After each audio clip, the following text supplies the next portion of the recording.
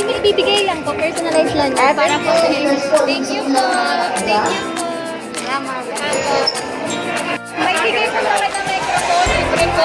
Yes, laban, ready! Laban, ready! Laban, ready!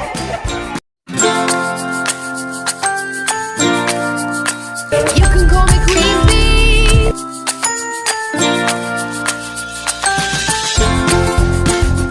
Hi guys! Welcome back to my YouTube channel.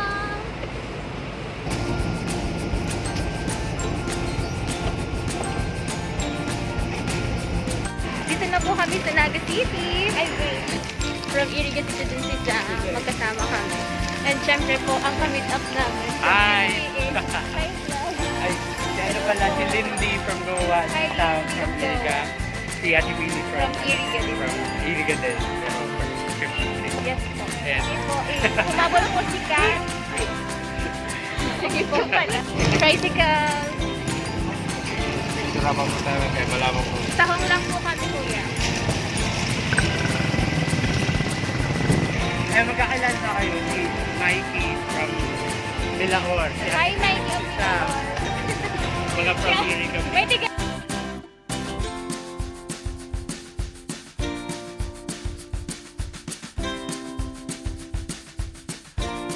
Jeep na po kami. Alis na kami. Bye. Kasya yan. Dito pa na lang. Tayo na lang kami. Dito sa labas.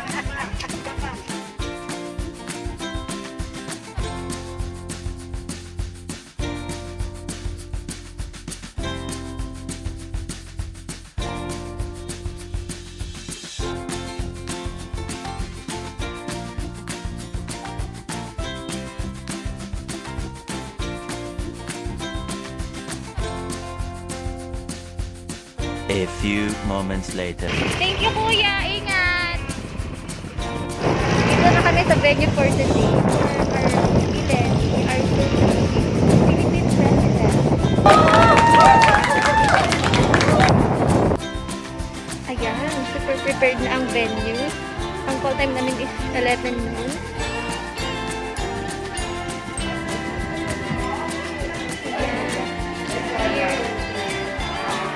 Hello po!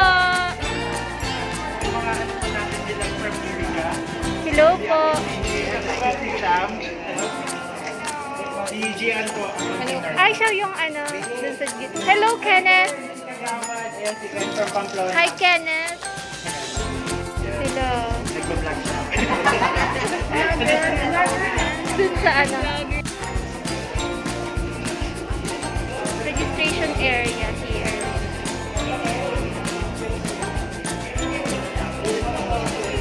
Sam! Sino kasama mo? Thanks! Hello!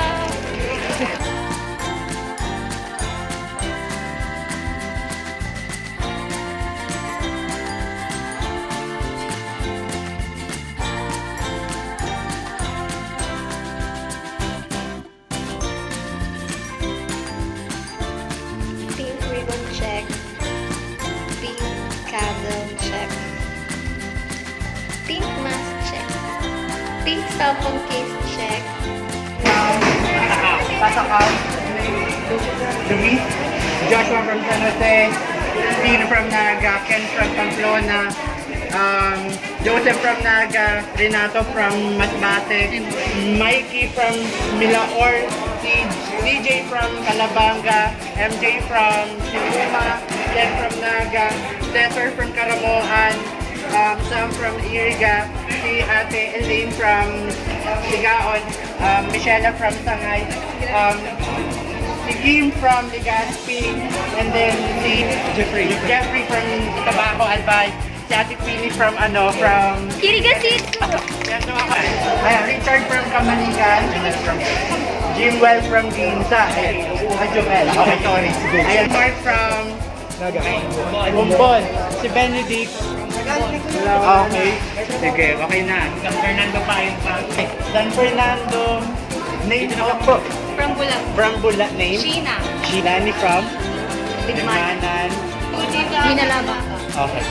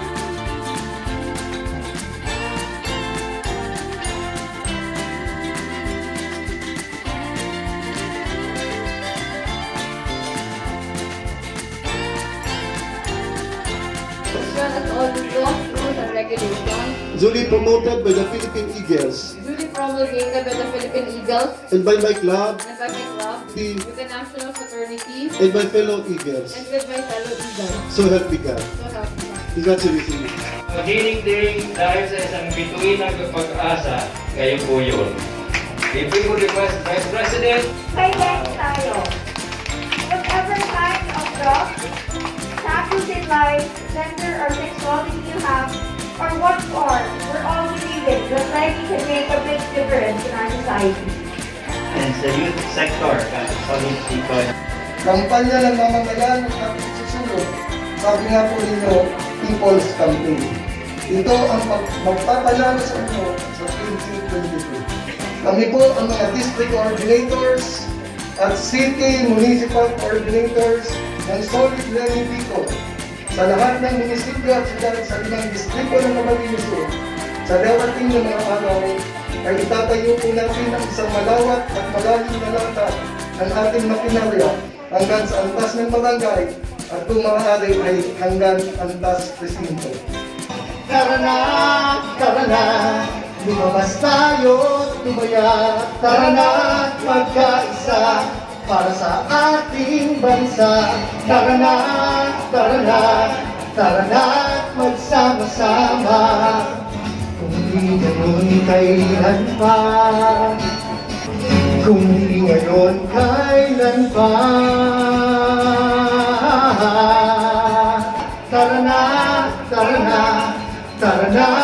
Tara na.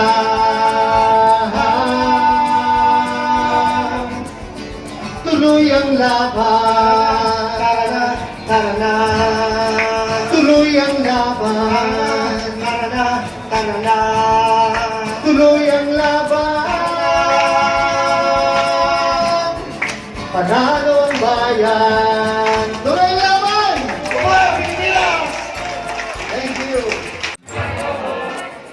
Mapalo sa inyo na po sa pagtitigo nyo na aldaw.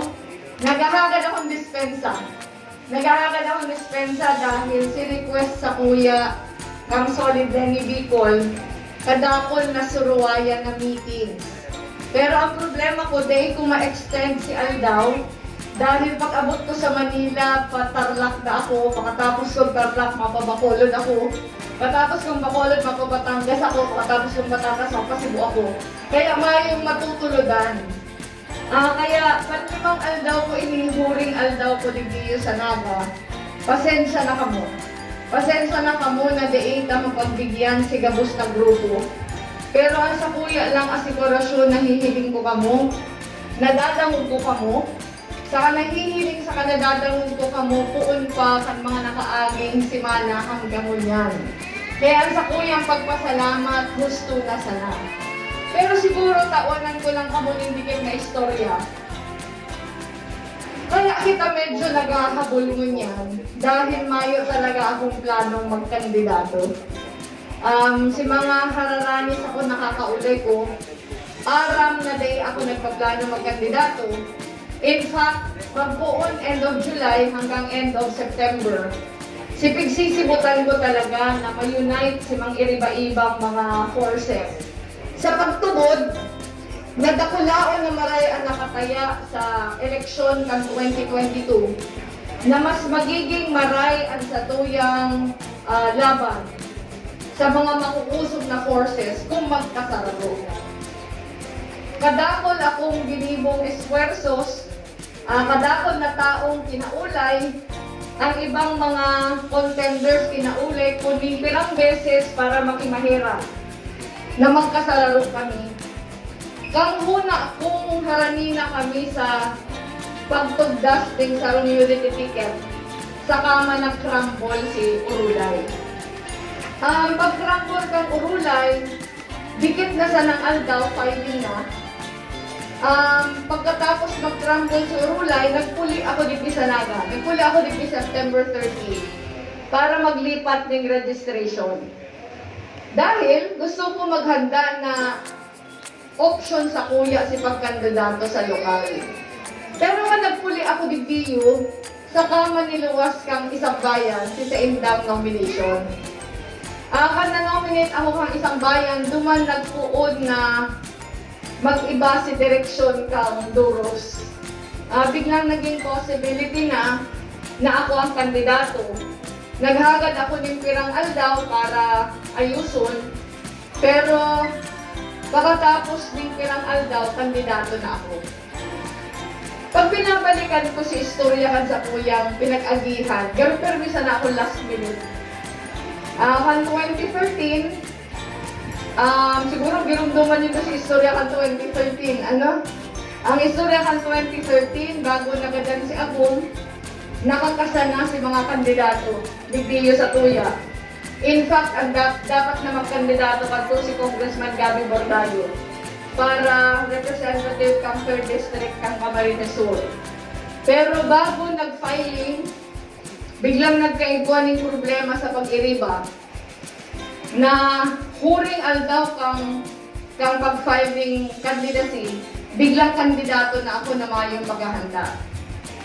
Nagkandidato ako para sa representative as 3rd District of Camarines Sur. Kung natatandaan ninyo, I am sure alam ninyo ang istorya, pero gusto ko lang ulit kamong pagirumdumon.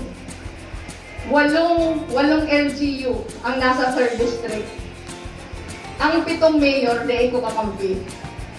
Ang kakampi ko sa nasarang mayor, si Mayor Bongat Canaga. 186 na barangays ang 3rd District. Ang kakampi ko, 25 sa ng kapitan. Nagirumduman ko ka to, di ko kaya mag-mount ni sarong rally para sa sarili ko. Kaya nakakasali lang ako sa mga rally kung ibang mga kandidato sa mga munisipyo na pinapasampa ako. Ang problema ko kato, maya akong wartang pang-artila ng sound system. Ang problema ko dahil kadaklan kontra sa kuya ng mga local officials, di ako nakakasubli ng mga barangay hall. Ang problema ko kanto, ang kaya ko lang na paapudon meeting mga 10 hanggang 20 dahil iyo sana si inaabot kan sa kuyang portable na sound system. Pag sinasabayan ako kang kalaban ko, talagang full blast na sound system. May mga singers, may mga dancers, may raffle pa. Di ko talaga kaya. Ang huna ko kanto, may akong pag-asa maplana. Nagpuon akong hababaan sa kuyang numero. Grabe si barakalan ng eleksyon. Pero pag-abot kan si resulta, landslide si Sakuyang pagkagana. Duman nagpuon si Sakuyang pagribay ng pagtubod. Nadawa ang lugar ta may mga kinatudan na mga gawi-gawi sa eleksyon. Pag tinataunan ang tao ng opsyon. Opsyon na magkaigwa ng mas maray na pag-gubernar. Ang taho, pero niyang pinipili si Masmaray. Dawa pa, may barakalan.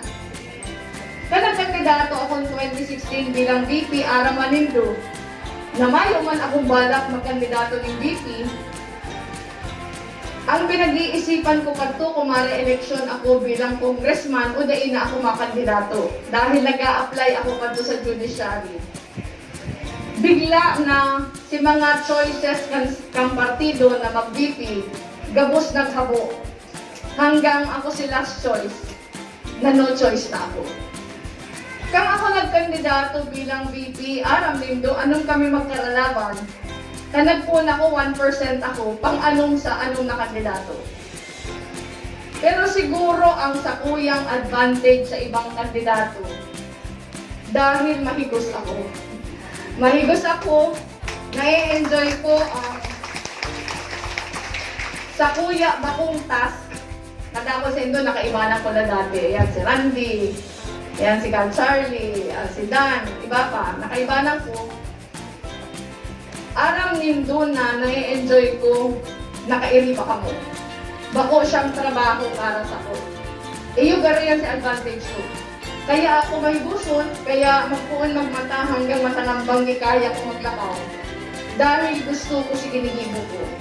At the end of the 2016 campaign, si mga media outlets, pigplap, si mga pigtumanan kang gabos na mga national candidates, presidente, vice president, mga senador, ang pagplat ninda, ako si pinakagulping na dumanan na lugar. Dahil mahigos ako. Nagiramdaman ko kanto, may mga schedule kami, schedule me ang rally hanggang alas 8 ng Banggi. Kakatapos ng rally, matatapos mga alas 10 ng Banggi, sideline pa ako. Tapos na ang rally, mahanap pa ako madudumanan. Pag igwang pagtiripon, dawa sa radit, pinapatulan ko gabos dahil naghahabol ako. Dahil nagpuna ko 1%, girundun ko.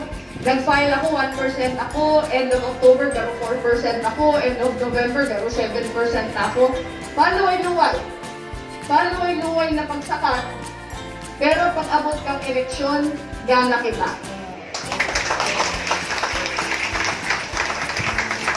Pero in 2022 elections, iba. Kan 2016, igwa akong payo, kaya dawa mayo akong kwarta, igwa ako nakakabitan. Admin candidate ako kanto, kaya mayo akong masyadong big problema, kundi si pag-iskusarsa na sa kapaghigos. Pero pag ikakandidatong presidente, ika ang maasikaso kang gabos. Ano? Ang aasikasuhon mo, bako lang sa diri mo, pero aasikasuhon mo si pag-iriba. Aasikasuhon mo si mga lokal na mga kandidato. Ang numbers ko mababa, siling kang si mga nakaaging eleksyon, pero bako siya si pinaka-worry ko. Ang pinaka-worry ko, sigurado ako mayong resources, sigurado ako mayong makinarya. Ang kalaban ko, puon 2016, naghahanda na. Aram nindo yan, kadaklan sa ito, nasa social media. Si architecture ng propaganda, saka fake news, saka disinformation, naging parte na siya kang pang-araal daw ng mga Pilipino. Grabe maray ang kwartang ginagastos, di kayang-kayang sabayan. Pero siring kan si mga na inutong mga laban, nag-abot si punto na naging duty siya. Naging duty si pagdalagan. Pero kung nag-desisyon ako magdalagan, ang iniisip ko na sana, pig-perform ko sa akong duty, mauugmaan sa akong supporters. Ayun sana yan sinasa-isip ko. Dahil bukas ang mata ko na ano man ang ilalaban ko, digdiyo sa Marcos, sa Duterte, na gabos na resources, gabos na makinarya on sa inda. Pero kung nag-file ako kang October 7, nangalas akong maray. Nangalas akong maray dahil si Russo, si volunteers. Day ko pa siya na-experience. Puo 1988 na nagpuuna ako ma-involve sa mga eleksyon dahil kay Agum. Itong nahihiling-mingon niya na pagka-desidido, pagka-passionate, pagka-enthusiastic, kang si mga supporters, ibang klase. Bako na sana siyang simpleng sinusuportahan ako. Pero ang karahayan sa iya, ang pagdesidir mo niyan, bako lang limitado sa susuportahan ako, pero ang pagdesidir mo niyan, ang pagmatik ang kadaklan, pero fight of their lives ini. Kaya ko alam ko ma-agree ka na. Agree. Sinakaaging doang si Mana bago ako nagpuli, yaon lang ako sa Metro Manila. Naubos si doang si Mana ko magparapaki-meeting by Zoom. Kadako na maraming na mga grupong nag-o-organize, di ko maduduman ng gabos, nag-zoom sana ako, madapo ako di mga 15-30 minutes, mabalyo na naman ako sa balyong Zoom meeting. Pero ang nakakangalas, bawat Zoom meeting, mga 1,000 tao at yaon. Iba-ibang mga grupo. Itong suba ko si mga professionals, doctors for Lemi, lawyers for Lemi, ibang mga insurers for Lemi, may social workers for Lemi, may veterinarians for Lemi. Yan si mga professional. Tapos ibang mga grupo ng mga basic sectors, mga parauma, mga parasira, hindi mga laborers, mga urban poor. Ini yung gabos nag-organize bako dahil sa mo. Ang gusto ko sabihin, mayo pa kami pigihiro, naghihiro na sinda. Imbes garo binaliktad si sistema. Ang conventional kayang pagkampanya, pag ako kandidato, ako ang mapahiro ang gabos. Ano? Ako ang masugo, o mag-organize ka mo para sa kampanyata, mag-organize ka mo. Ngunyan, baliktad. Mayo pasid nang nadadangog sa mo, gabos na nag-organize, iniimbitaran na lang kami. Kaya ako nahihiling nindo, hali akong albay kang Webes, hali akong Sorsogon kang Biyernes, suon mayaon ako sa Camarines Norte. Ibang klase ang tao. Kaibanan ko si mga core group kang Solid Renny Bicol. Ibang klase ang grupo, ang gimmick, mangrarain-lain. Pag naman mi sa Albay, pigbisita mi si project mi sa fishing community sa Tabaco, fishing community sa Makakay. Nagmotorcade duman sa dagat ang mga baruto. Tapos ang mga tao, excited gabos. Excited gabos na ang matik ko, bako lang ining supporters. Pero mga kaibanan talaga sa laban. Itong day naghahalap, nagkusa sindang talagang nag-uorganisar. Ang design ka mga tarpaulin, iba-iba. Kadakol na mga jingle. Ang design ka mga t-shirt, man ralain-lain. Pati ang shade kang pink, man ralain-lain.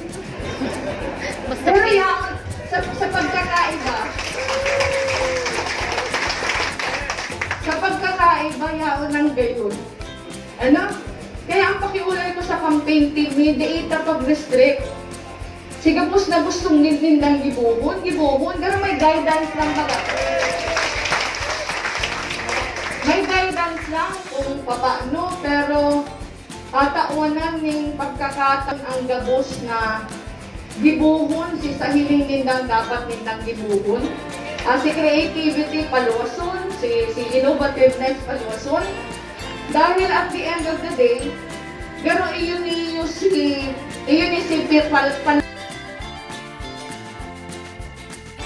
nagahali sa nakatukaw ang poder. Pero ang poder nagahali sa pinagsisirbihan.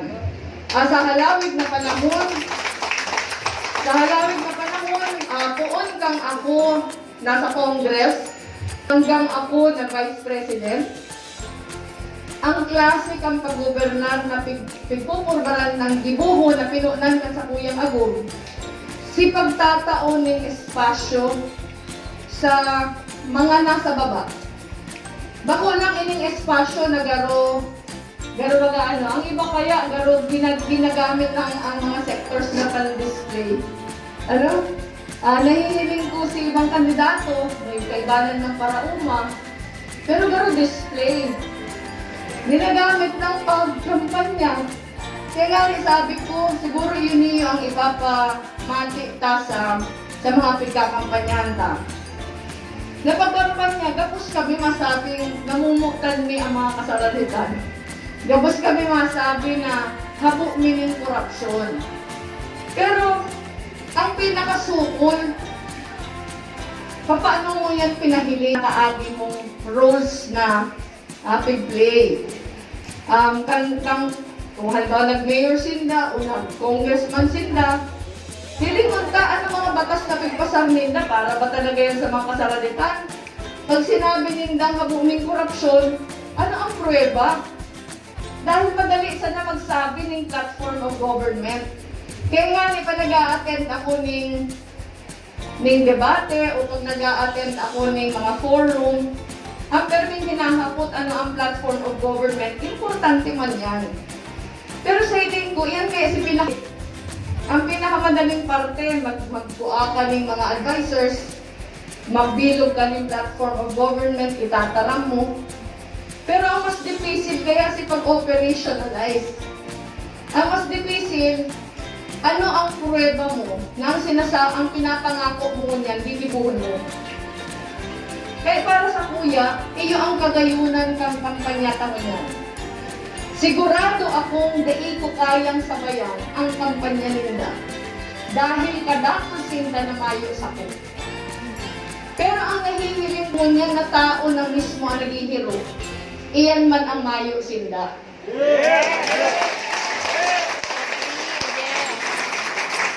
And sa kuya, over the years, ang sa tuyang history, pero niya pinapahiling na mayong sinabi ang poder, mayong sinabi ang kwarta, sa kusog kang ordinaryong tao.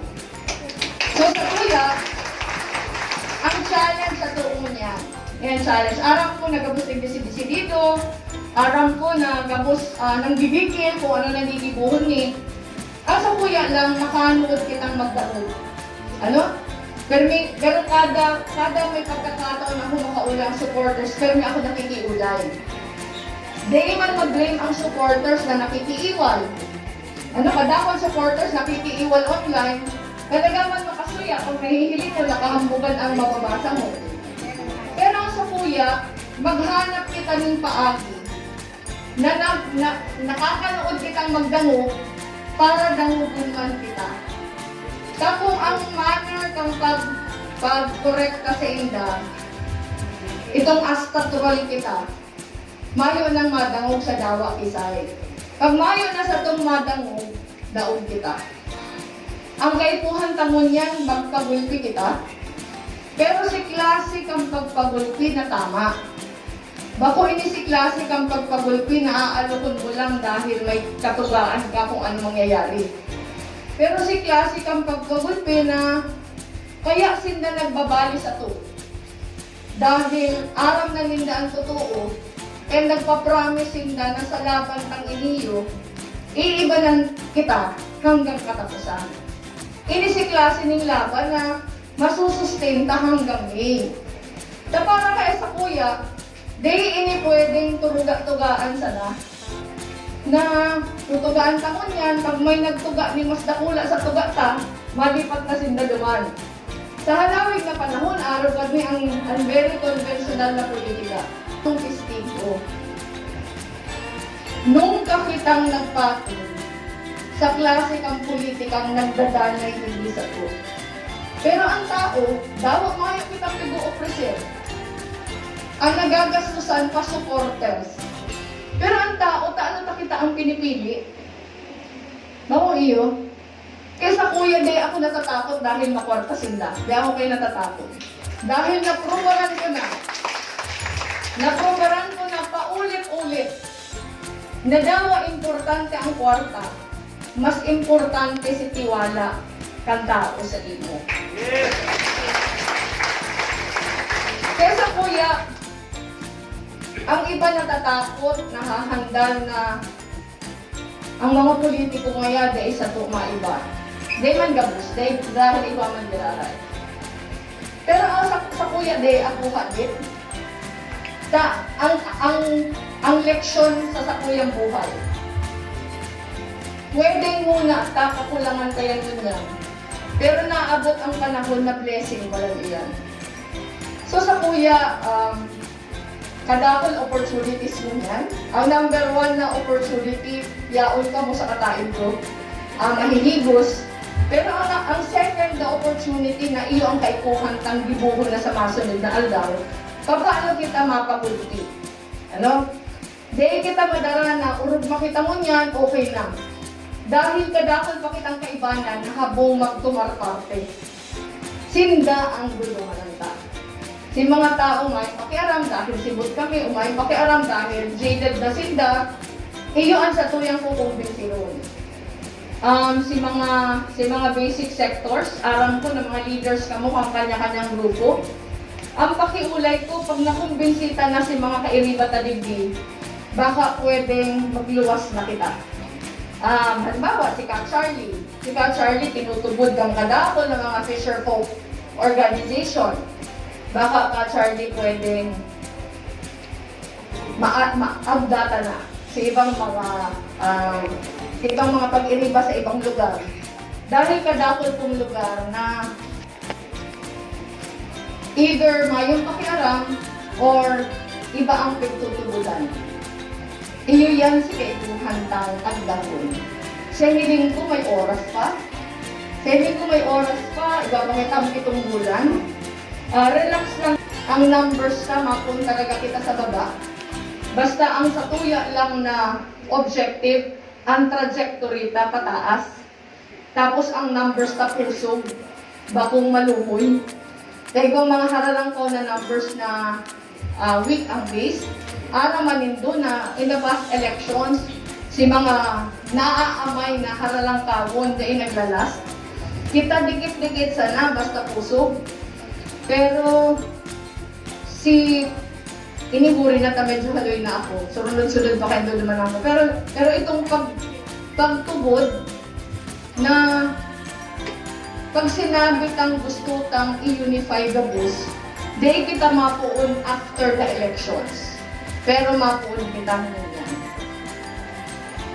Dahil pag tinawanan ako ng swerte, di ako makapag-gobernar ng tama pag ang mga tao magkaralaban.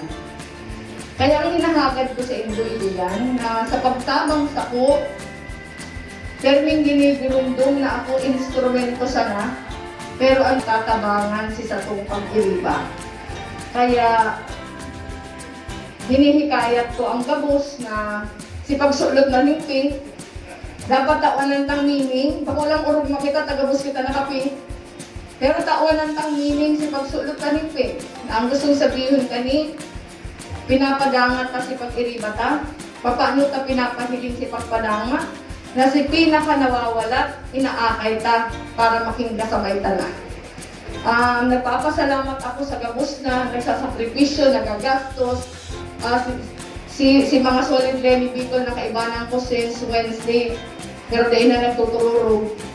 Kadapol ang tigaan si kaso, pero mabalos na maray. Kakaibang eleksyon ni, ang kaibanan ko, mga private citizens. Bako mga politiko. And I think iyan ang nakakapagayon. Iyan ang nakakapagayon na sa silang pagkakas. Day pa po pwedeng magkampanya. Ang first day ng official campaign period, February 8. So gulpi kitang lalamagon between now and February 8. Pero do not lose heart, kaya ta hindi basta ilibanan kita. Mapalo sa ito, maraming na hapon mo na. Diyos mabalik.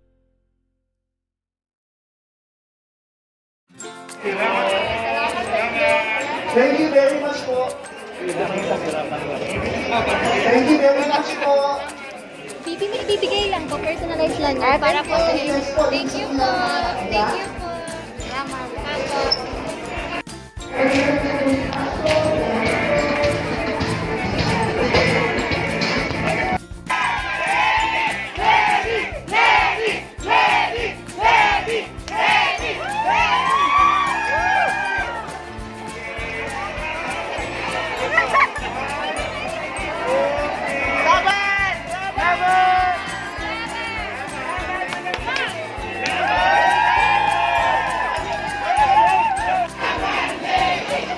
Aalis na po si VP Lenny.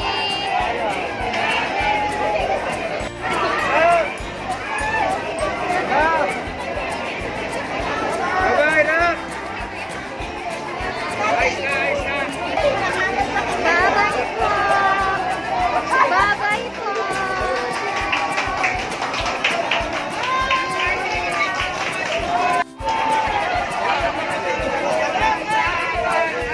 May bigay po naman ng microphone, libre po. Yes, laban, Lenny! Laban, Lenny! Laban, Lenny! Bye, guys!